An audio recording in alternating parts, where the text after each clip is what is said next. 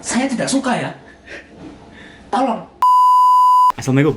Waalaikumsalam. Balik lagi bersama kita Di Berisik Talk di Berisik FM. Boleh Berisik Asal Asal Asik.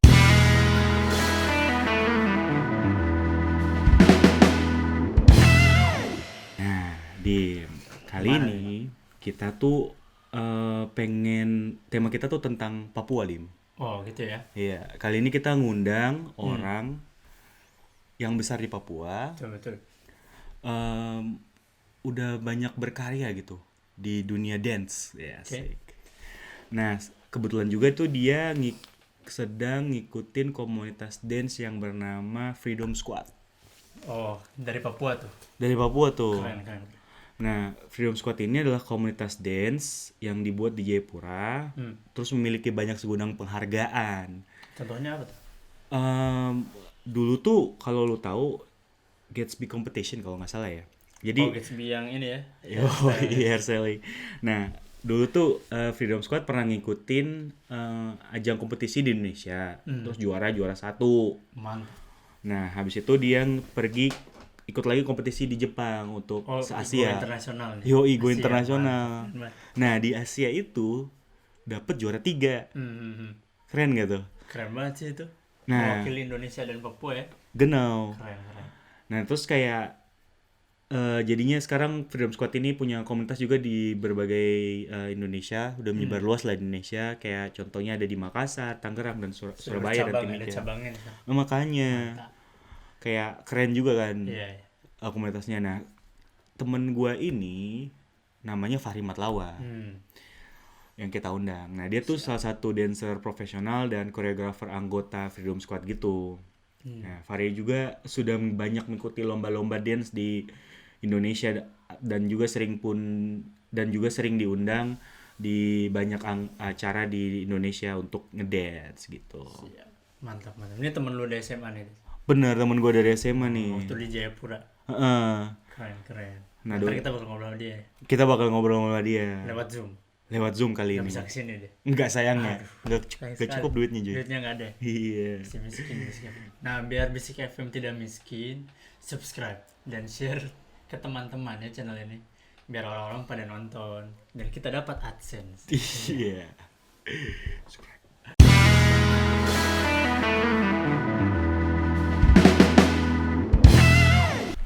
Nah, kali ini kita udah kedatangan Ai nih. Fahri Ai. Matlawa. Oke, Ai. Apa kabar, Ai? Alhamdulillah baik. Gimana? Gimana kalian berdua? Baik, alhamdulillah. Iya.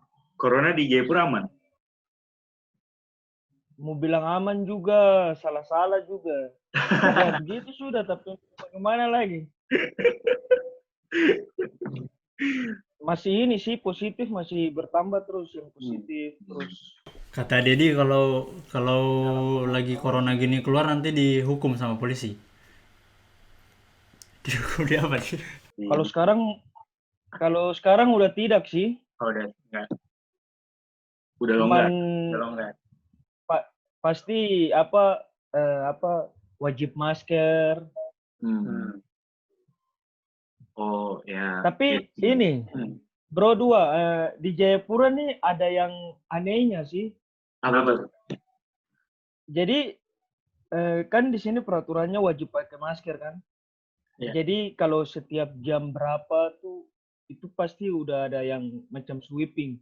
Jadi yang nggak pakai helm tapi pakai masker lewat. Tapi kalau yang pakai helm nggak pakai masker disuruh balik. Kan itu parah sih kalau. Jadi nggak apa-apa kepala ini apa rusak asal tidak kena virus ya. Kepala rusak kecelakaan nggak apa-apa ya. Iya, jadi nanti kecelakaannya jatuh dengan ini dulu kan biar nggak apa-apa. Yang Jadi penting kan ada tidak masker. corona. Yang penting tidak corona. Kocak juga. Pengen gua main ke sana. Emang kayak gitu. Parah. Lu kalau main ke Jayapura seru. Kapan? Kocaknya banyak. Ai sekarang lagi sibuk apa nih? Dengar-dengar lagi ini ya. Apa? Udah lagi tahap akhir ya buat kuliah ya? Siap. jadi sekarang nih lagi apa bimbingan proposal untuk tugas akhir tuh. Wah, keren. Ambil jurusannya apa? Jadi apa seni tari. Sebentar. Cocok berarti Adit sama jurusan Iya. profesi dan jurusannya. Profesi dan jurusannya. tapi Ya. lu Ais lalu kan gue kalau ngomong sama orang Papua kayak enakan pakai guko Lanjut. Gak apa-apa lah tapi Faris Aku juga lama di Jakarta. Oke bro. oke bro Gimana? Gimana Ai? Udah dari kapan nih suka menari nih? Sampai akhirnya Kalau kuliahnya untuk juga suka menari, seni tari.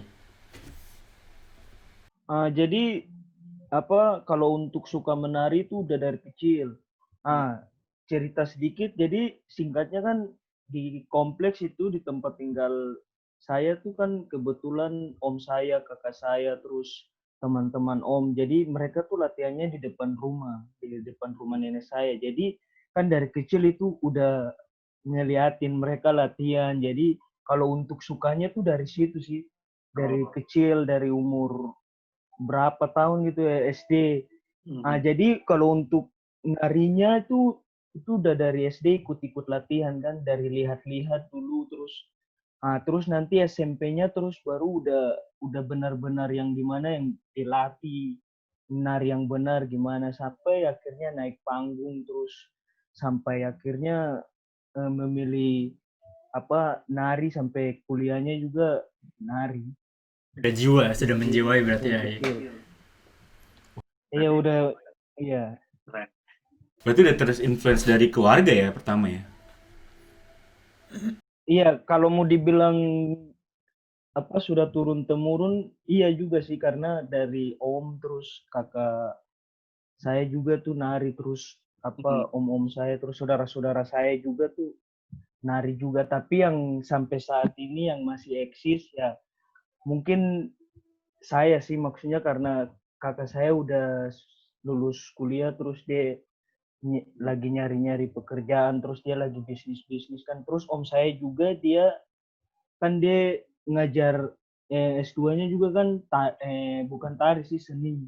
Jadi dia masih tapi kalau untuk produktif untuk nari lagi sudah tidak karena dia lebih ke apa dia sudah universal jadi semua seni itu dia udah masukin jadi kayak gitu. Jadi dia tidak fokusnya nari aja. Kalau untuk eksistensi nari aja mungkin saya yang masih tetap sih kalau untuk om saya juga masih tapi dia lebih ke macam apa seni pertunjukan terus seni-seni yang lain mungkin ke film sekarang sih dia.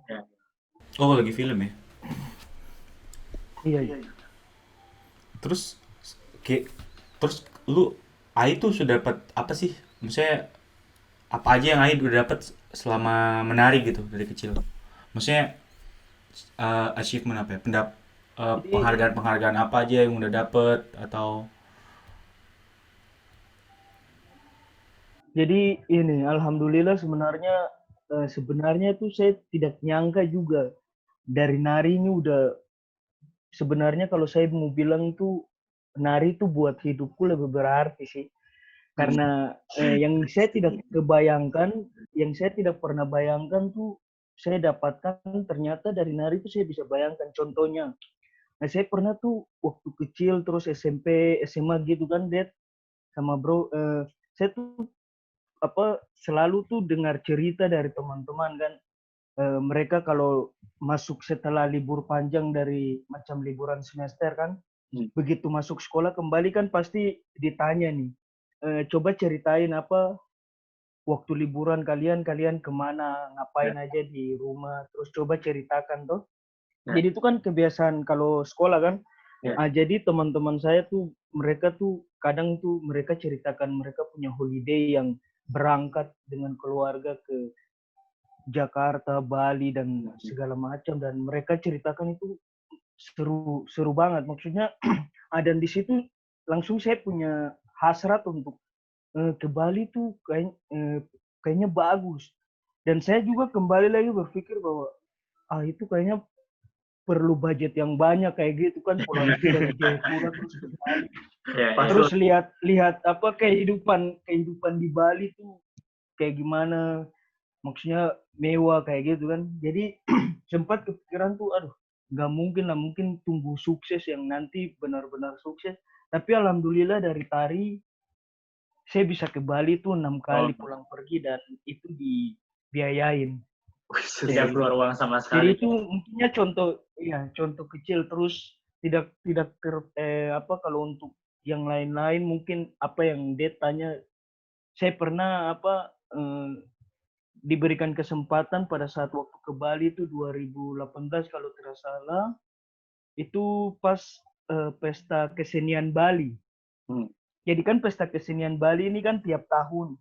Dan kebetulan saya dari ISBI ini dari 2016 itu saya udah dipercayain untuk jadi penari ISBI itu udah tiap tahun sampai tahun sekarang pun sebenarnya, tapi lagi masa corona jadi sebenarnya bulan ini tuh udah ke Bali lagi ya, nggak jadi. Jadi saya diberikan kesempatan 2018 itu ikut kuliah bareng sama Jokowi. Jadi itu sebenarnya nggak nyangka. Itu yang pematerinya langsung Pak Jokowi sendiri. Waduh. Langsung presiden juga ngajarin. Jadi itu sebenarnya seru juga ya. Mainannya udah presiden. Itu nggak nyangka sebenarnya. Gila, Jadi gimana tuh rasanya? cuman apa sekedar nari kan bangga banget. Bangga sekali. Terus Ya, gua juga sama dengerin 2016 tuh jadi pernah juga sempat ke luar negeri ke Port Moresby itu 2016. Jadi kalau untuk di PNG, ibu kota PNG. Oh iya PNG benar. Nah, terus? Terus sebenarnya banyak sih apa yang kalau ditanya apa yang Ai dapat dari tari banyak. Yang pertama sih lebih dekat dengan banyak orang kayak gitu. Jadi maksudnya kalau apa penghargaan itu kalau salah satu yang mereka bilang yang paling itu tuh ketemu sama Jokowi sih, walaupun itu ikut kuliah dan agak sedikit sebenarnya tidak jauh juga kalau untuk ini dekat banget, maksudnya sampai nggak nyangka itu bisa sedekat, maksudnya ini presiden orang nomor 1 Indonesia. Kita diundang lah kayak gitu. Jadi maksudnya kan kalau rektor kami bilang tuh nggak semua punya kesempatan kayak gini, jadi kalian bersyukur, yang intinya sih bersyukur kayak gitu. Ya, kita juga iri. Gue sih iri. Beberapa kali beberapa kali ke Jakarta dan kota-kota lain di Indonesia, alhamdulillah udah beberapa kota yang nggak nyangka nggak ngeluarin duit malah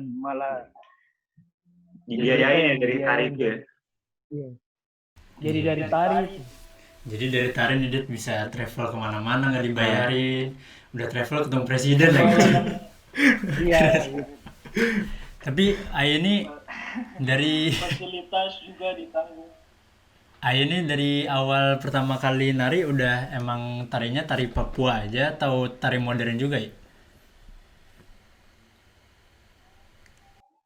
Jadi sebenarnya tuh awalnya tuh saya belajar tuh hip hop. Tapi sesekali tuh diajak teman-teman nari Papua. Jadi awalnya tuh nari Papua tuh cuman selingan aja, maksudnya. Iya, kayak maksudnya lebih dominan hip hop. Jadi terus besarnya juga sih kalau mau dibilang juga dari hip hop sih. Kalau untuk, tapi sekarang udah benar-benar jatuh cinta dengan tari Papua, malahan ingin melestarikan, maksudnya misi saya ke depannya ingin melestarikan. Malah jadi kerasanya yang kayaknya yang bagus nih tari Papua sebenarnya dibanding hip hop. Kayak gitu. Jadi kan pada saat masuk di akademisi ini langsung berpikiran bahwa hip hop kan budaya luar kan, maksudnya padahal kita punya budaya ada. Jadi tapi kita bicara zaman lagi, bagaimana kita menggandengkan dua budaya ini pasti kuat. Dan beberapa kali coba eksperimen buat gerak hip hop dengan Tarian gerak Papua. tari Papua, banyak apresiasi dan itu mereka bilang unik, dan beberapa koreografer atau seniman-seniman Papua yang membawakan itu banyak yang terkenal. Contohnya ada Abang Jeko di Jakarta, terus Kenal tuh, ada kenal. Aku tahu.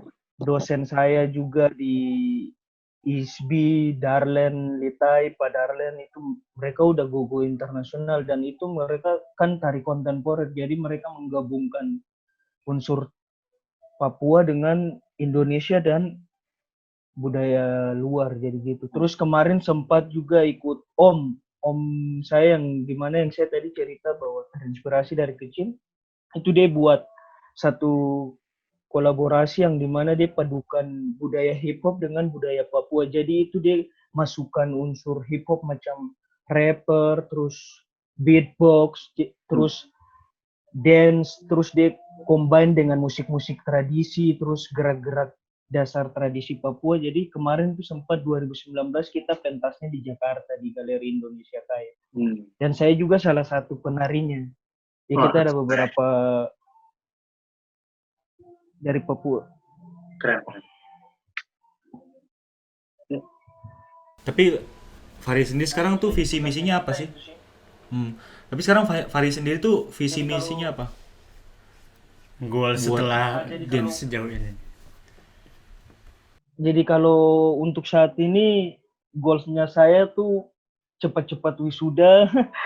Terus kalau setelah wisuda ini saya pengen buat satu company di Jayapura, yang dimana itu saya mengumpulkan beberapa teman-teman yang punya potensi, yang bisa menggali, membimbing dan bisa mengajak regenerasi untuk tetap cinta seni dan cinta tari sih. Itu impian saya, maksudnya goal saya. Iya. Jadi saya lebih edukasinya lebih ke timur sih, maksudnya bagaimana, karena pada saat saya masuk di ISBI ini baru saya tahu bahwa Papua tuh luas banget dan ragam sukunya tuh, budayanya tuh beragam sekali. Jadi maksudnya sekarang tugasnya kita akademisi ini yang wajib melestarikan, dan jadi itu sih. Tapi gara-gara dari kecil suka nari nih sampai besar gitu, terus kuliahnya juga kuliah seni tari. Tuh kuliah seni tarinya jadi susah nggak? Atau gara-gara udah biasa nari jadi kuliah seni tari easy lah? Easy. Nah, kalau saya tuh, saya bersyukurnya, makanya saya bilang cintai apa yang kau kerjakan gitu. Maksudnya dari kecil saya udah nari. Pada saat saya kuliah tuh saya rasa mudah sih. Maksudnya dalam arti untuk bergeraknya tuh mudah. Tapi memang ada beberapa materi yang memang agak sedikit rumit. Yang baru sadar bahwa nari ini tidak semudah menggerakkan tubuh aja, terus tidak sekedar bicara. Kalau bicara tari tidak sekedar bicara kayak gitu. Jadi agak sedikit pada saat masuk di akademisi baru paham alur-alur cara menari itu gimana, menari yang baik yang gimana kayak. Ai kan sendiri tadi bilang sudah dance dari kayak kita tahu lah, Ai tadi sudah dance dari kecil sampai sekarang tuh, baru sudah banyak pengalaman lah, sampai ketemu Jokowi kan. Tapi sebenarnya tuh keluh kesah seorang penari sendiri bagaimana Kak? Bagaimana gitu? Kalau keluh kesah jadi seorang penari sendiri. Jadi gini, keluh kesahnya tuh kalau saya tuh sebenarnya di prosesnya tuh yang kadang bikin bosan kayak gitu, kadang jenuh dengan kadang berpikir malah ngapain saya mau menari terus, tapi kembali lagi flashback lagi tari ini dia sudah buat kupu hidup gini. Kadang tuh saya bicara dengan diri sendiri itu kayak gitu. Tapi kembali lagi proses yang kadang kan maksudnya bosan kayak gitu kan.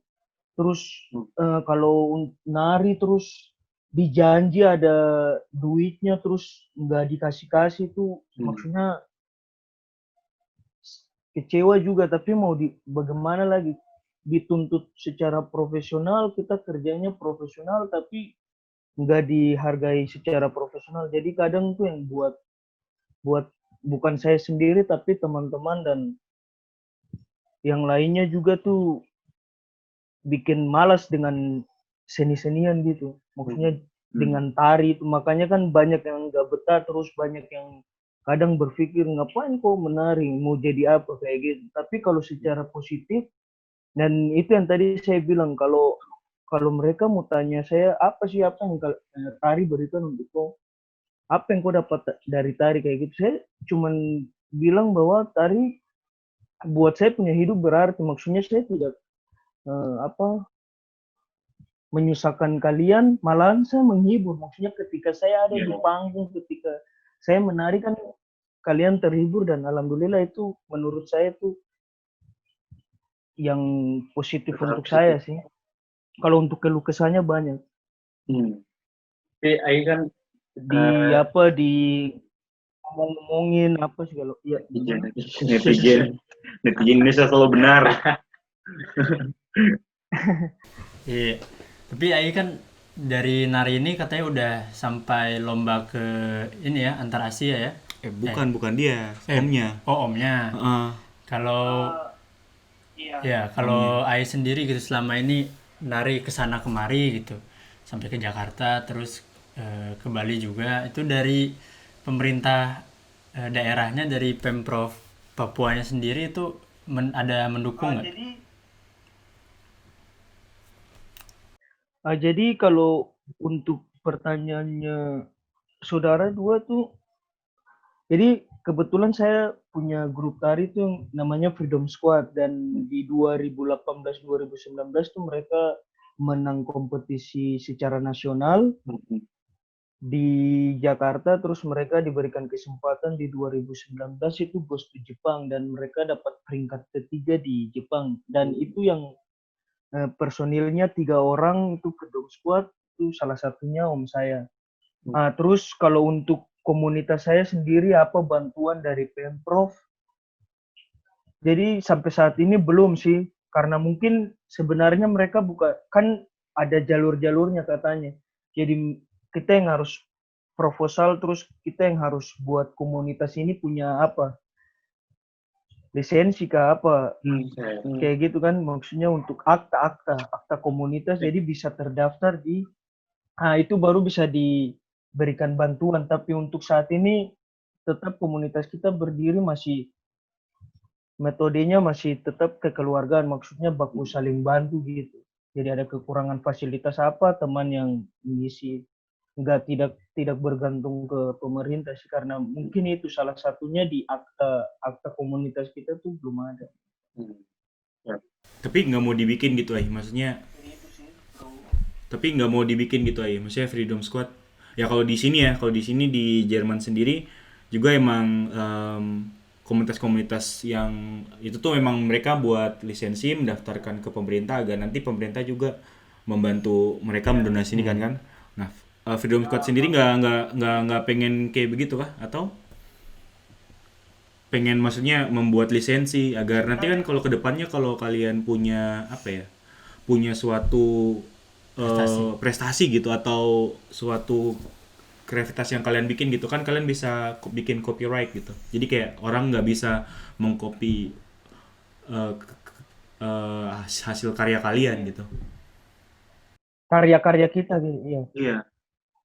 Jadi kalau untuk pengen banget, maksudnya sebenarnya kita udah coba, tapi sebenarnya di sini kan mereka tuh lebih utamakan sanggar-sanggar seni. Jadi kalau untuk komunitas kan kita kan jatuhnya ke modern hip hop kan, jadi itu kan budaya luar kayak gitu. Itu mungkin yang agak sulitnya tuh di situ. Terus dinamanya kan ke barat-baratan kan, Freedom Squad kayak gitu. Jadi sebenarnya Iya. ada sebenarnya kayak hal-hal kecil itu sih sebenarnya yang sebenarnya waktu itu kita coba sudah nanya-nanya kan.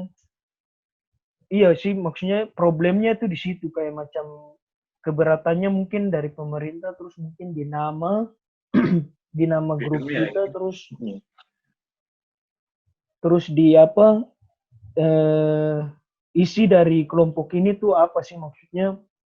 Padahal kan kita bisa menggabungkan unsur tradisi dan hip hop dan menjadikan kreasi baru kan, tapi Benar-benar. mereka lebih utamakan yang sanggar-sanggar seni yang benar-benar fokus ke tradisi Papua itu sendiri. Tapi kayaknya bisa, tapi butuh waktu yang cukup lama dan butuh budget yang ya you know lah. Tahu lah. Oh, kita. Jadi jalur-jalur seperti itu.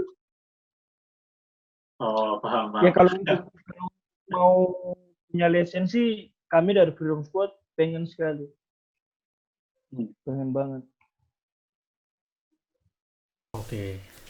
Nah, ini sekarang nih saya mau nanyakan tuh kayak tentang Papua gitu. Sebenarnya kan Ai tadi bilang Ai tuh sekarang cinta banget sama tari Papua kan. Bagaimana budaya Papua, semakin Ai mengenal, semakin Ai cinta dengan budaya Papua. Makin kenal makin sayang ya. Makin kenal makin sayang. Nah, maksudnya begini, kita bicarakan yang kayak Black Lives Matter. Saya jujur, gue sendiri diem gak suka banget. Saya tuh gue deh. Gue jadi bingung. Saya sendiri tuh nggak. Sebenarnya aksi itu juga nggak terlalu ini. Iya, nggak terlalu. Iya, saya juga nggak terlalu suka karena saya ini tinggal di Papua gitu. Terus kayak merasa apalagi yang orang Indonesia yang cinta banget sama Black Lives Matter, mengaspirasikan tentang Black Lives Matter, kenapa nggak berfokus ke Papua dulu gitu kan? Apalagi kayak kejadian-kejadian yang kemarin gitu kan. Yang Sama demo Indonesia ikut-ikutan hashtag Black Lives Matter ya. Demo yang besar kemarin loh, yang yang masalah yang pom bensin dibakar. Negeri sendiri kan di dalam Indonesia kan ada saudaranya yang mengalami seperti itu, terus nggak dilihat kan. Itu yang lihat postingan-postingan, ikut teman-teman pantau, terus ada yang nulis gajah di seberang semut di seberang ana bisa dilihat, tapi gajah di negeri sendiri nggak bisa dilihat. Iya, benar. Jadi kalau untuk aksi itu sebenarnya saya pribadi karena saya rasa dan saya alami di Jayapura, Papua sendiri tuh banyak teman-teman saya yang mau bilang di rasisme atau itu banyak sebenarnya, tapi alhamdulillah kan sebenarnya gini, itu sebenarnya kalau menurut saya itu propaganda media sih. Ya. Karena kenapa di Amerika, maksudnya negara yang besar itu aja bisa langsung kan, memang Amerika kan langsung jadi sorotan kan. Terus padahal di Papua juga sebenarnya rasakan seperti gitu, dan menurut saya tuh sebenarnya ngomongin ini tuh sebenarnya saya tidak punya karena berat sebenarnya, bro. Ya cuman kalau untuk saya mewakili teman-teman saudara-saudara saya di Papua tuh sebenarnya kecewa aja, maksudnya ya. Tapi dengan aksi kemarin saya rasa Papua akan kembali dilihat sih, maksudnya. Dan saya berharap juga aksi-aksi gitu udah nggak ada sebenarnya di Indonesia tuh, mudah-mudahan. Kalau itu harapan saya sih, karena gini, saya pernah diskusi sama teman saya, dia di Jogja. Dedi kenal pasti, Dedi kenal si Eka. Iya. Ngomongin enggak. Ada temen SMA gua sama Ai. Jadi nggak apa-apa nih cerita sedikit kan. Temen ya. Nah, jadi dia tiba-tiba nge-DM saya kan, karena saya posting di Instagram saya tuh sebenarnya tuh semua jadi cari sensasi sebenarnya, yang dimana pada saat masalah di Amerika dan semua langsung tiba-tiba hashtagnya ke Papua apa Life is Matter kayak itu. Jadi kan itu sebenarnya kalau menurut saya sebenarnya semua cari panggung sih. Dan pada saat corona seperti begini kan mau tidak mau kan ikut-ikutan semua kan, maksudnya kan aktivitasnya pasti ke WhatsApp, Facebook, YouTube, terus Sosial media Instagram doang kan. lah ya. Itu saya kan. Temennya Jadi cuman repost gitu aja, maksudnya pada saat padahal mereka tuh nggak nyadar gitu. Ternyata dulu nih saya nggak suka dengan ngatain orang Papua gini-gini, nggak nyadar padahal mereka sendiri udah melakukan itu, dan pada saat isu itu terjadi mereka malahan bela-bela gitu. Jadi kembali lagi ke kesadaran diri sih maksudnya. Terus singkatnya teman saya si ngedem saya kan, dia bilang gini, menurut kamu rasis itu apa sih? Apakah itu jadi dia bilang apakah itu untuk si kulit hitam aja atau gimana? Karena dia berpikir gini, dia alami, keluarga dia alami, dia kebetulan juga di Jayapura, keluarganya di Jayapura tapi dia lagi studi di Jogja. Dia bilang bapak saya, mama saya, terus adik saya tuh bahkan dibully dengan kayak malak-malak gitu. Orang-orang Papua kan di sini kan juga malak kan. Jadi dia rasa itu sebenarnya tuh itu rasis, maksudnya dipukul lah, di apalah, dan dia bilang kenapa tidak, kan kebanyakan banyak orang pendatang kan yang dibuat gitu kan. Langsung saya bilang gini, kembali lagi ke sebenarnya kita sih, saya berikan dia sebenarnya tidak membela siapapun, tapi saya bilang kembali lagi ke kesadaran diri Eka. Kita sama-sama sebenarnya pendatang, terus kita dari berbagai daerah, dan kita harus hargai Papua, tempat kita mencari, maksudnya mencari hidup. Jadi ya mau tidak mau kita harus hargai sekeliling kita, terus menghargai orang-orang asli sini kan. Tapi dia bilang, tapi menurut saya tuh sebenarnya yang kalian lagi suara-suarakan tuh sebenarnya tidak balance. Saya bilang benar. Bahkan kalau menurut saya tuh rasis tuh ketika orang kulit hitam juga katain orang kulit putih itu sebenarnya rasis. Tapi kembali lagi, rasis ini kan yang mereka ini kan konteksnya. Oke, kita terputus. Nanti kita akan sambung lagi dengan Bro Fahri. Masa teknis. Nah, ini lagi seru-serunya. Lagi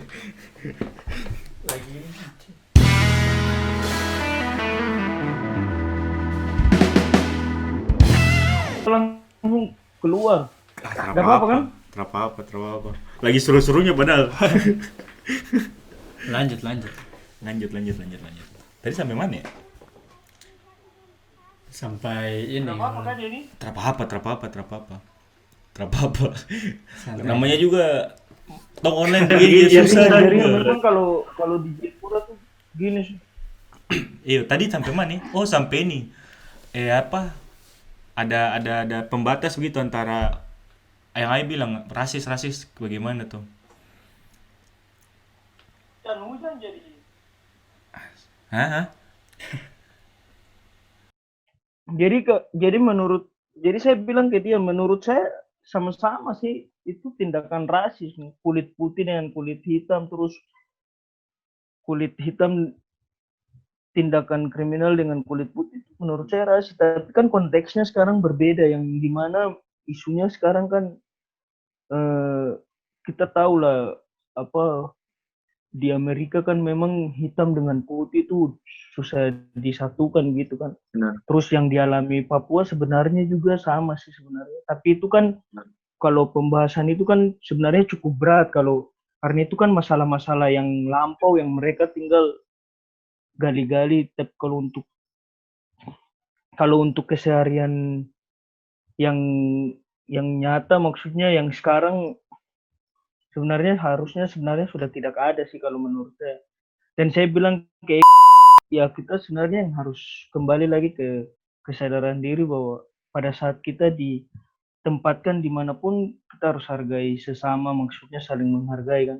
Maksudnya biar hal-hal kecil begitu tuh nggak terjadi ke kita. Dan dia bilang sebenarnya saya pikir, jadi saya bilang gini, saya sebenarnya sudah alami apa yang keluarga Eka rasakan, saya juga pernah alami, tapi kembali lagi ya kita cuman maksudnya pendatang, maksudnya kayak gitu kalau untuk di tanah mereka. Jadi kan ujung-ujungnya tetap kita yang salah kayak gitu. Walaupun ada polisi dan ada hukum di negeri ini, tetap maksudnya secara ini kan mereka yang lebih kuat kayak gitu. Karena Itu pun tanah kalau mereka. kayak gitu. Kalau untuk masalah bicara rasis sebenarnya saya berat juga sih, maksudnya sebenarnya hal itu tuh Tapi ngobrol yang lain. tapi terakhir deh tentang rasis. Selama dari Tari ini kan suka keluar kota gitu. Nah, Ai sendiri sama teman-teman kalau misalnya keluar kota gitu pernah dapat perlakuan rasis nggak sih? Kayak dikata-katain apa gitu? Alhamdulillah sih enggak, malahan dihargai banget. Oh ya. Mm. Kalau mereka tahu ada kontingen dari Papua tuh apresiasinya luar biasa di luar. Saya mau cerita sedikit tentang ini kejadian dan memang saya alami langsung. Jadi itu tahun 2019 kalau Bro dua dengar itu waktu kasus di Surabaya. Ya, yang monyet-monyet orang itu ya. Papua ya, itu kan di Jayapura, di seluruh beberapa kota di Papua kan itu aksinya kan. Iya, di Wamena, di Sorong, di Jayapura juga. Tantaku kena tuh, Jadi gini, jadi itu sampai saya nulis, maksudnya tanggal dan waktunya tuh saya nulis langsung. Jadi itu tanggal 29 Diari. Oh, diary. 29 Agustus 2019. Jadi itu pas saya ke kampus pagi, kita lagi ngobrol sama dosen.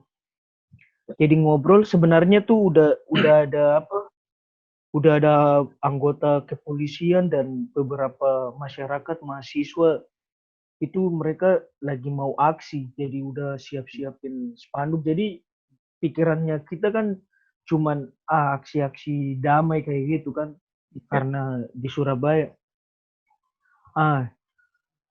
Beberapa jam kemudian itu udah saling, itu kita udah dengar tuh polisi nembak-nembak itu tepat di depan kampus saya di Expo. Iya.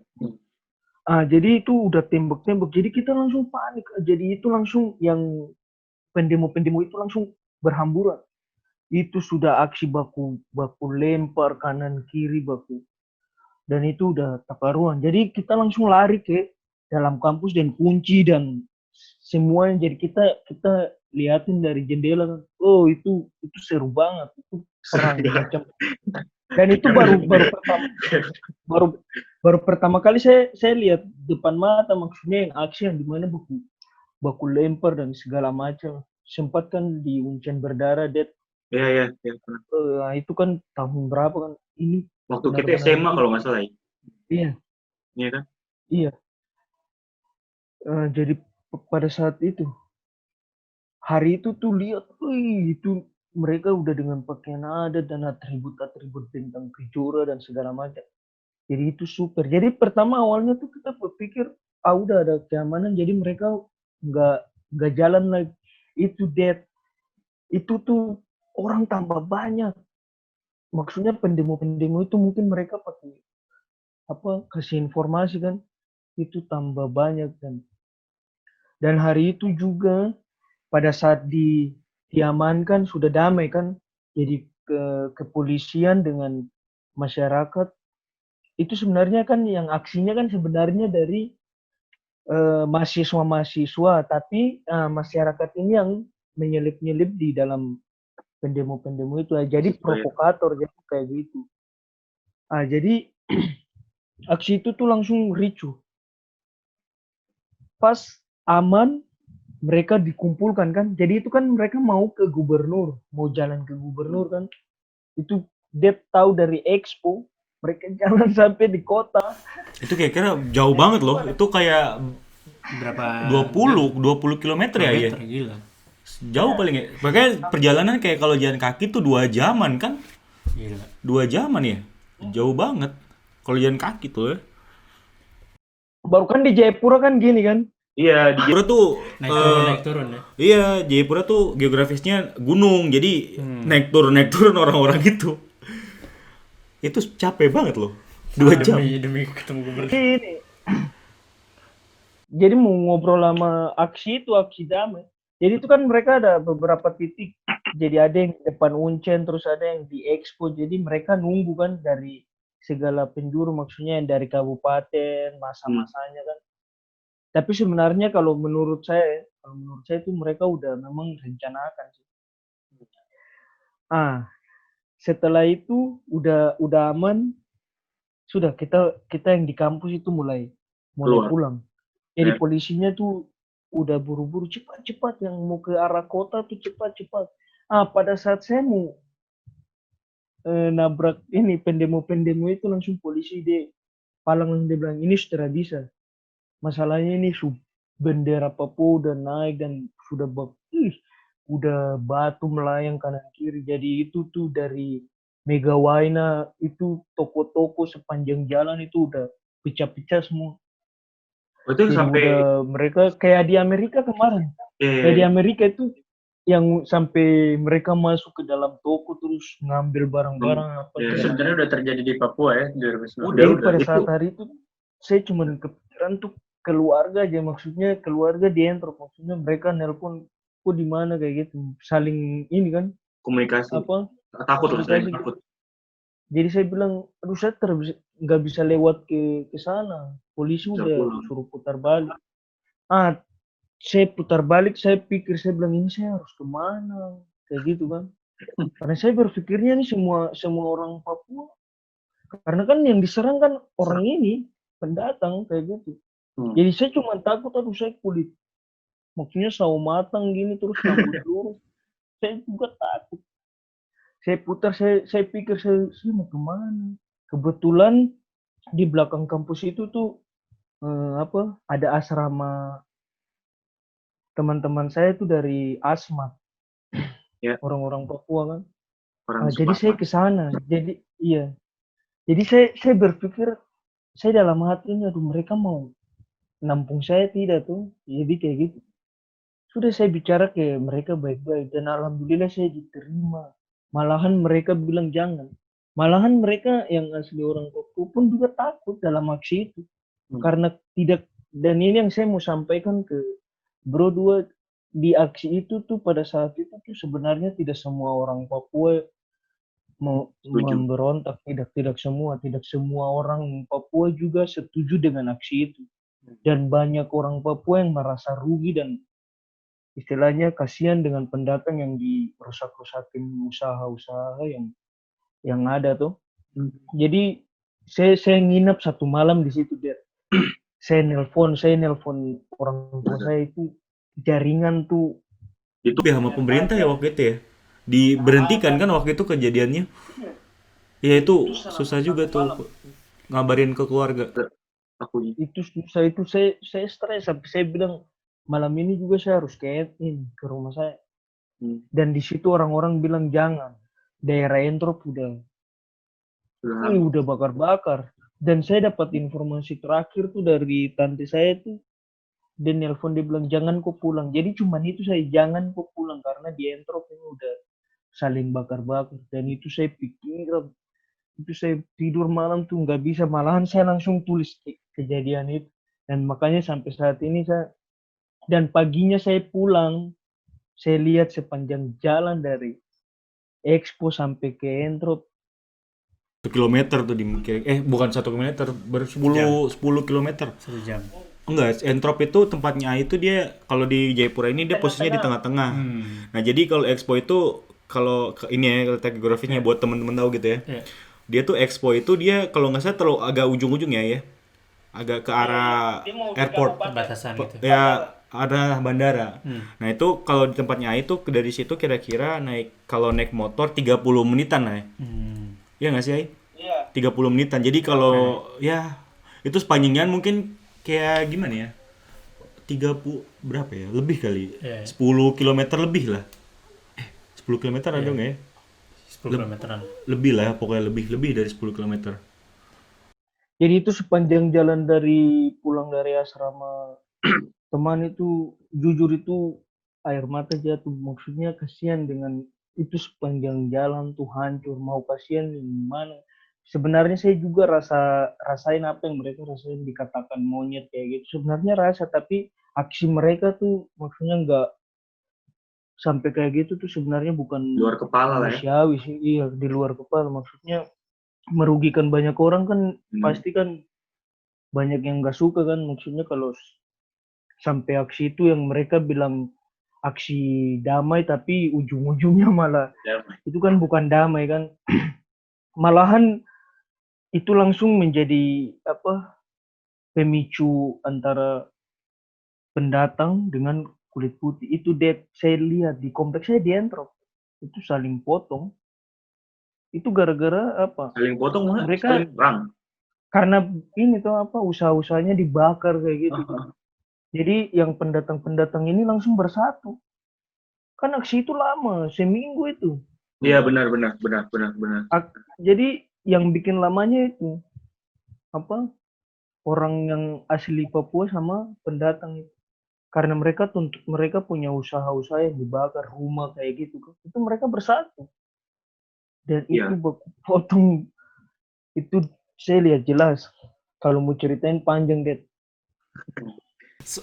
Soalnya Dim, itu emang kejadiannya tuh parah, maksudnya itu tuh sampai kantor apa ya?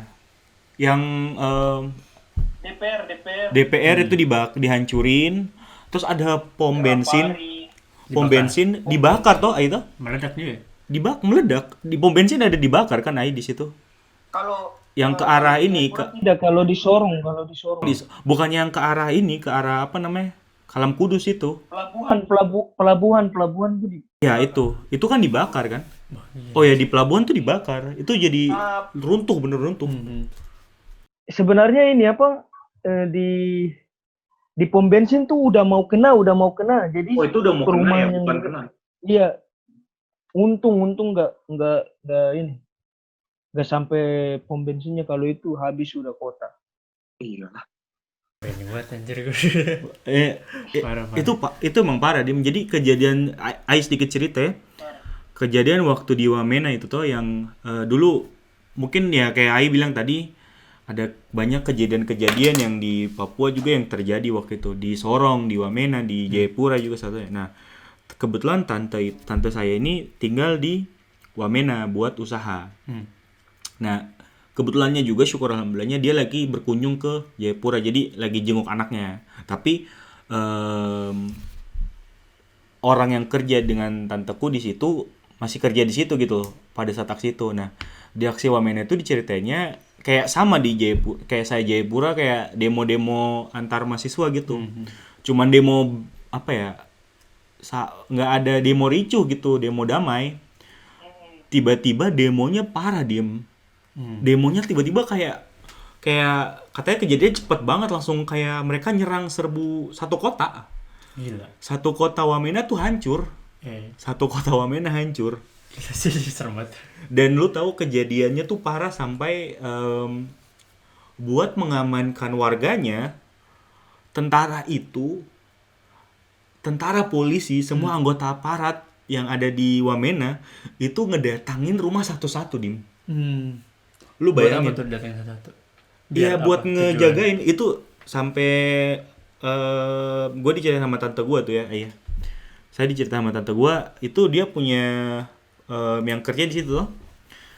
Itu dia sampai maksudnya dilindungin tentara tuh sampai kayak di gimana ya? Kayak di film-film gitu kalau dijagain gitu loh, kayak 4 orang nutup gitu terus dia di tengah sendiri gitu terus bawa senjata kan. Karena emang waktu itu kejadiannya parah, Dim, separah itu di Papua. Dan di media Indonesia itu waktu itu nggak ada Nggak blow blow up, up-nya. Ke blow up-nya tuh di sosial media di antara orang Papua. Iya kan? Itu kan dilarang. Maksudnya kalau untuk kejadian-kejadian itu Bener sih, itu penting juga sih. Ya nggak tahu sih. waktu dua kubu ini lagi bentrok itu kan di kompleks. Iya. Itu nggak boleh direkam tuh langsung handphonenya diambil sama yang pendemo itu kan. Oh, Iya, bukan. Aparat itu cuma nonton. Nggak bisa apa-apa, Dim. Apa-apa. Asli. Ham. Oh, iya. Lebih sensitif ya kalau Ham. Itu HAM. Gila. Ya, maksudnya bersyukurnya saya pernah alami itu dan saya sedikit sharing. Tapi sebenarnya cerita-cerita begitu kan maksudnya ya bisa kita bagi, maksudnya siapa tahu ada yang mau ke sini, coba kita sharing hidup di sini harus seperti bagaimana kan. Menurut saya seperti itu. Terus kita juga harus hidup ke daerah mereka juga sebenarnya harus begitu, maksudnya saling menghargai. Saling menghargai. Maksudnya dari kejadian gitu tuh langsung saya berpikirnya tuh ya itu sebenarnya kembali lagi ke saling menghargai sih. Iya benar. Ya kita juga sharing kayak cerita kayak begini bukannya kita mau memecah belahkan, tidak. Kita kan mau sharing kejadian waktu itu, jadi teman-teman yang mungkin nggak tahu ya jadi tahu gitu. Jadi matanya juga sadar gitu akan Papua gitu. biar orang-orang yang update Black Lives Matter tuh sadar, hey, dari dulu Papua sudah lebih parah, kenapa kamu baru bersuara Black Lives Matter sekarang? Iya. Merinding sih gue lihat. Iya, kita Dan saya rasa kalau untuk mau ini kan sebenarnya di Papua tuh cukup kuat sebenarnya, maksudnya kerukunannya macam Benar. orang pendatang dengan mereka sendiri sebenarnya akur. Benar. cuman yang kejadian kayak kemarin aja tuh ya yang blow up di media dan Sebenarnya itu kan makanya saya bilang sebenarnya tuh media tuh otak perkara sih. Dalam arti yang mereka bisa membolak-balikan ini kan. Sebenarnya hal sesimpel itu mereka nambahin yang masalah yang lalu mereka ungkit lagi kayak gitu. Iya benar. Dan beberapa teman-teman saya sharing diskusi sama teman-teman saudara-saudara Papua saya sendiri tentang beberapa kejadian yang kita sama-sama alami, yang seperti yang demo kemarin, terus isu-isu yang kemarin. Banyak yang sebenarnya berpikir ya itu yang alhamdulillah mereka punya mindset, maksudnya udah tidak yang lagi gampang terprovokasi gitu. Jadi mereka berpikir bilang, itu mereka punya aksi itu sebenarnya nggak terlalu penting, sebenarnya itu cuman ada mau dibilang ada U di balik B lah, maksudnya kayak gitu. Sebenarnya itu kan cuman kepentingan kan. Iya benar. ya jadinya kita sendiri juga kejadian tahun lalu ya itu ya menjadi dewasa gitu. Papua kan lebih menjadi dewasa. Dan kita juga share, maksudnya yang gue share tadi gitu Dim, yang sama Ai cerita itu juga kita share karena untuk mendewasakan kita lagi lebih gitu. Dan kita nggak ada maksud unsur menjelekan salah satu pihak, nggak ada. Kita cuman sharing, kasih tahu kejadiannya seperti itu ya. Dan biar kayak gua yang nggak pernah tinggal di Papua dan tidak pernah ke Papua pun tahu gitu seperti apa perspektifnya. Bener. Wah udah tegang sekali. Tegang ya, dengar cerita tegang ya. Ai? Itu aja. Dia kayaknya ini deh nge-freeze. Freeze. Ai?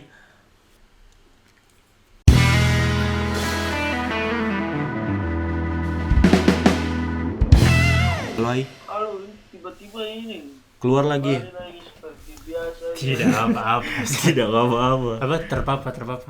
Terapa. Kali ini kita podcastnya isi Papua. Cinta Papua. Saya cinta Papua. Gue cinta Papua. Iya, keluar lagi. Oke. Gimana? Nadim dengerin cerita lu sama gua. Tadi aku Cerita lu udah lah. Cok. merinding sekali sih. Nggak pernah kayak, karena kan kalau di media tuh kayak udah denger berita ya udah gitu. Tapi sekarang ngelihat cerita panjang gitu, dan Ai pun langsung apa, ada di tempat langsung gitu ya, di TKP-nya bagaimana keadaannya, terus Ai pun bingung harus kemana gitu. Kayak wah, kalau gua di situ kayaknya gua akan menangis. Serius. Itu kejadian itu tuh sempat, aduh, itu udah takut sekali, udah takut. Karena polisi aja nggak tahu. Dia bilang putar balik. Saya bilang ini saya kemana? Maksudnya ke arah kabupaten atau bagaimana? Dia bilang terserah kamu aja. Saya bilang, wah, maksudnya polisi aja udah Bingung. maksudnya udah ketakutan juga kan. Kayak gitu. Jadi memang kejadian itu selama beberapa hari tuh dead. Ini itu jalan sepanjang itu tuh sunyi dan lampu-lampu jalan itu udah Hancur. mati aja. Jadi kita macam di jalur Gaza. Serius. Jadi kita pada saat selesai itu kan, jadi apa, kita coba lewat gitu kan, itu asli itu mobil dibakar jadi bangkai-bangkai mobil itu, terus kios-kios yang pakai mobil kan, pakai itu yang dibikin kios-kios pakai mobil itu hangus. Dan itu asli sepanjang jalan itu dibakar semua tuh, gila konyol, dan semua pegang apa, alat tajam itu sepanjang jalan itu pendatang. Jadi jalur entrop itu semua pendatang. Jadi mereka kalau lihat, jadi itu udah dua kubu yang sebenarnya hal ini sebenarnya nggak terjadi ya. Itu makanya saya bilang aksi damai yang merugikan. Dan kembali lagi yang tadinya kita berpikir bahwa demo itu cuman jalan habis, tapi malahan tambah panjang gitu. Jadi sampai saat ini kalau untuk pikir kembali lagi ke situ, gila, saya bilang malah malah beberapa tetangga-tetangga terus saudara-saudara teman saya tuh cabut pulang ke Jawa terus balik ke Sulawesi kayak gitu. Jadi mereka udah berpikir tuh ini masalah ini nggak bakalan kelar kan. Itu kan kalau Bro Dua dengar itu kan anggota kan dikirim kan Iya benar. dari Jakarta Sulawesi untuk Sulawesi benar. Jakarta, dikirim untuk ini. Itu selama satu bulan mereka jaga. Itu Iya, setiap kompleks, setiap tempat tinggal tuh mereka ada semua. benar. Mungkin dari penjelasan Ai ini kan kita balik lagi ke yang tadi ya Dim ya, yang tentang kiriman tentara itu kan itu banyak loh. Ai kalau mungkin Ai pernah dengar pas berita itu dikeluarkan tentang pengiriman tentara-tentara, orang pada takut. Maksudnya banyak negatif gitu, negatif. Tapi ternyata pada saat kita dengar cerita ini dan itu penting dan make sense, perlu, iya nggak sih? Perlu tentara itu turun. Perlu turun membantu ya dalam kutip ya, nggak tambah mericuhkan gitu. Kan orang kalau ada dengar tentara datang tuh kayak gimana gitu. Iya. Tapi sekarang kalau dengar ceritanya jadi jelas ya. Saya masih speechless sih. Saya tidak bisa ngomong apa-apa. Jadi pengamanan tuh langsung ketat, super ketat. Iya. Gila. Kita udah sejaman lebih loh kita podcast. Terlalu asik. Terlalu asik. Asik. Harus bikin part 2. Tadi bro siapa? Nadim. Makarim. Jadi apa? Nadim apa yang tadi kalau untuk pentas keluar terus ada yang pernah katain gitu, itu nggak ada. Keren. Sempat kalau untuk saya pribadi tuh sempat dikatain begini, itu orang pendatang baru sok-sok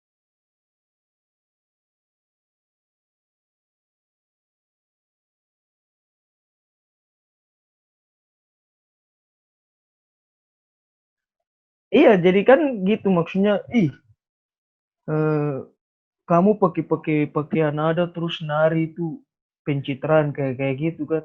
Ah, tapi kembali lagi ke pada saat saya terus eksis terus dan benar-benar saya mau sampaikan ke mereka tuh bahwa saya tidak sekedar cuman cari sensasi yang dimana cuman nari Papua terus turun panggung kayak gitu, tapi saya belajar kalian punya budaya dan sampai saat ini kan mereka yang malu gitu, mereka yang katain saya, pendatang baru sok-sok Papua kayak gitu, mereka yang malu dalam arti, sok Papua baru saya tidak tahu saya punya budaya kayak gitu. Jadi kan mereka yang malu dalam arti nggak bisa nari Papua terus nggak bisa nyanyi bahasa daerahnya kayak kayak gitulah. Jadi mereka yang sadar kayak gitu.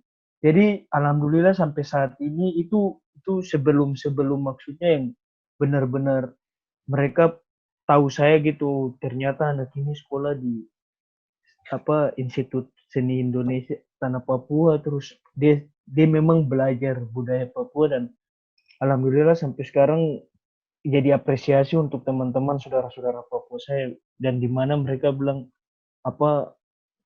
memberi support untuk saya terus maksudnya terus berkarya untuk tanah Papua, terus membanggakan tanah Papua, itu makanya cinta saya tambah lebih kuat sih. Jadi makin sini makin cinta ya sama Papua ya. Mungkin sebelum closing pertanyaan terakhir kali. Apa? Ya gini deh, mohon maaf ya, Ai seorang pendatang kan, gue juga pendatang, gue cinta banget sama Papua, tapi seberapa cinta Ai sama Papua? Ini persenan ya. Gak mesti, cuman seberapa cinta. Seberapa cinta tidak melebihi cinta saya kepada Tuhan ini.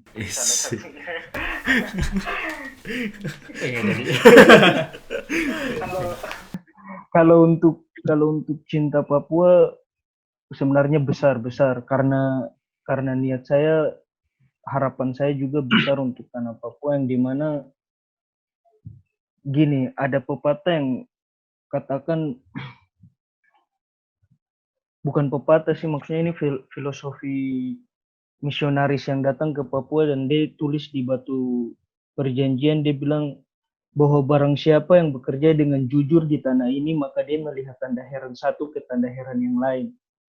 Jadi kata-kata itu menjadi prinsip saya bahwa saya harus benar-benar jujur dengan apa yang saya pengen lakukan untuk tanah ini. Maksudnya dalam arti tanah Papua itu tidak sekedar ketong bilang cinta. Kalau untuk bilang cinta, pasti semua orang yang dari luar Papua ke Papua pasti dia tetap jatuh cinta dengan Papua. Tapi yang kalau menurut saya tuh, saya harus berikan bukti untuk tanah Papua. Dan itu bertanda bahwa itu bukti cinta saya. Jadi saya buat karya untuk tanah ini, itu sudah bukti cinta dari saya. Jadi saya ada sesuatu yang saya berikan untuk tanah Papua. Jadi itu bukti cinta saya. Jadi kalau untuk mau bilang besar atau kecilnya cinta, ya tergantung sebenarnya tidak ada besar, tidak ada kecil, tapi kalau untuk cinta saya tetap berkarya untuk membuktikan bahwa benar-benar saya cinta. Keren. Mantap bro. Ya terima kasih Ai udah. Yang terakhir. Belum, boleh. Sebelum ditutup nih. Nadim ada pertanyaan terakhir. Ada lagi. Satu tokoh Papua yang Ai idolakan nih, siapa? Ini dalam segi apa nih? Segi untuk general apapun. Seni atau apapun. Seni boleh atau politisi boleh, mau sepak bola boleh, apapun. Kalau sebenarnya saya ini sih mengidolakan anak Papua, asli Papua yang mau melihat negerinya sendiri, maksudnya mau mengangkat tanah Papua, maksudnya dalam arti banyak orang besar ini saya mau sampaikan ke banyak orang besar yang asli Papua, maksudnya kayak gitu. Ketika mereka jadi pejabat, mereka jadi apalah pejabat terus pemain bola apa dan segala macam yang besar, mereka punya nama apa nama yang besar untuk tanah ini, tapi dia tidak menjadi berkat untuk regenerasi berikut. Itu yang maksudnya, yang kalau untuk bro tanya saya idolakan siapa, saya mengidolakan apa para pejuang-pejuang Papua, maksudnya pejabat atau apa segala macam yang mau terus membanggakan tanah Papua dan menjadi berkat untuk tanah Papua sendiri. Itu yang maksudnya menjadi referensi yang untuk apa motivasi diri saya mengikuti mereka kayak gitu. Dan orang itu adalah Bro Fahri. Jadi tidak ada jadi kalau untuk memilih satu atau dua nggak ada. Jadi saya lebih memilih yang benar-benar yang apa tokoh-tokoh itu yang benar-benar menjadi berkat untuk kita semua yang ada di Papua, terutama asli Papua sendiri. Bro Fahri Matlawa bisa menjadi orang itu ya. Amin. Amin. Amin ya. Oke. Gimana? Ya, kita udah sejam Sudahi lebih. dengan hamdalah. Alhamdulillah. Karena sumpah gue, saya sendiri speechless dari pas Sama-sama. cerita dari apa ya, penghargaan-penghargaannya dapet, ketemu Jokowi secara langsung kan. Terus kayak kejadian tadi juga yang Ai ngalamin sendiri gitu kan. Sekali lagi ini kita share informasi bukan untuk menegangkan kedua belah pihak atau menjatuhkan salah satu pihak, tapi kita cuman share informasi agar teman-teman juga tahu kalau sekarang karena kejadian kemarin Papua sendiri udah semakin, orang-orang Papua sendiri sudah semakin dewasa ya. Iya, semakin dewasa. Ya, kita doakan Fahri Matlawa makin banyak kreativitas yang dibuat, Bisa semakin membawa nama Papua menjadi Keluar. Ya, dan Jadi harapan saya sih maksudnya ke Eropa sih. siap. Kalau harapan saya sih keliling dunia. nah itu next goal ya, next goal. next goal. Tapi pasti kewujud sih Ai. Selama Ai yakin, semangat. Dan kita bisa ngobrol langsung di sini ya nanti. Iya, pasti diundang, harus diundang kalau Ai udah di sini ya. Oke, Ai. Sukses terus. Sehat-sehat terus. Makasih juga udah mau diundang ke sini. Semoga. Saya juga sebenarnya terima kasih banyak. Kita yang terima kasih. Kita yang terima kasih dong, udah dapat cerita. Sebuah perspektif yang ini. Tapi ada apa artikel yang tulis gini. Jangan mati dulu sebelum ke Papua. Betul. Gue belum pernah nyedot ke Papua nih. Lu harus ke Papua. Papua tuh keren banget. Lu bakal cinta sama Papua, sumpah. Gak bohong. Walaupun gue kurang suka sama Persipura. Aduh. Karena ngalahin Persib terus. Karena Persib kalah terus. Tapi Bandung luar biasa. Mulai ini kita mulai bersaing ya. Oke, sudah tidak kondusif topiknya. Bro Dedi terus Bro Nadim, saya pribadi minta maaf kalau ada kata-kata yang kurang atau Kita aja minta maaf. informasi juga yang salah, tapi saya coba sharing benar-benar apa yang saya alami, apa yang saya rasain. Terima kasih untuk sudah undang saya di podcast ini. Mudah-mudahan studinya lancar, kerjanya lancar di sana. Amin. Saling mendoakan. Siap. Ai juga semoga. Mudah-mudahan berkala ilmunya ya. Amin. Jauh-jauh studinya ke Jerman, terus mudah-mudahan balik menjadi berkat. Ya, Amin. diberkati untuk jadi berkat kan. Amin. Siap. Yuk Dim, tutup. Ya udah teman-teman, itulah tadi obrolan kita sama Bro Fahri, Bro Ai. Jadi jangan lupa di-share ke teman-teman kalian karena ini topiknya sangat menarik ya, gue sampai merinding sih. Dan gue berharap sih sebenarnya kita siapa tahu kedepannya kita masih ada konten-konten yang membahas tentang daerah, misalkan ke daerah Papua dan Yang orangnya tidak lebih ini lagi dan daerah-daerah yang tidak terblow up oleh media. ya. Jadi orang semakin mengenal karena kita juga salah satu orang yang untuk menyebarkan informasi-informasi gitu. Iya. Dan jangan lupa di like, di komen. Yang paling penting apa, Det? Subscribe. YouTube kita ya. Oke, terima kasih semua. Terima kasih Bro Hai. Dan tetap terus di Berisik FM. Boleh bersik, asal Asal asik. Mantap.